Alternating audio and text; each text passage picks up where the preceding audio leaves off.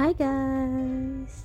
So gusto ko lang i-share sa inyo itong recently finished project ko, which is a summer bucket hat. Alam ko hindi na summer pero bakit pa?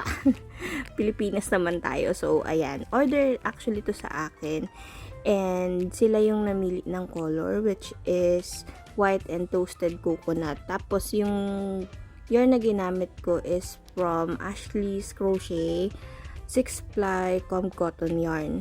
Tapos, as you know, yung 6-ply cotton yarn kasi hindi siya sobrang kapal. Yung inspo na nakita ng client ko is double crochet talaga, yung original na stitch. Pero ang ginawa ko is half double crochet kasi nga medyo manipis para maiwasan ko lang yung butas. Hindi ako fan ng butas-butas masyado, yung pagka-see-through na. So, yun yung ginawa ko. And then, dito sa dulo, nag-slip stitch ako sa edging ng white para hindi masyadong makapal yung white. Pero wala naman siya yung type ng butas-butas sa na nilulusutan ng crochet pag gumagawa ka ng mga stitches. So, yun yung naisip ko na solution doon kasi personal ano lang naman yung preference. Ayoko nung look na yun nung nakita ko kasi naka-highlight yung white eh. So, yun lang. Gusto ko lang i-share sa inyo kung ano yung project ko. Ayan. So, na-weave ko na yung ends. Ito yung final look.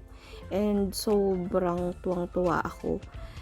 Gagawin ko siguro yung sarili ko pero sa ibang color lang. Yan lang. Bye!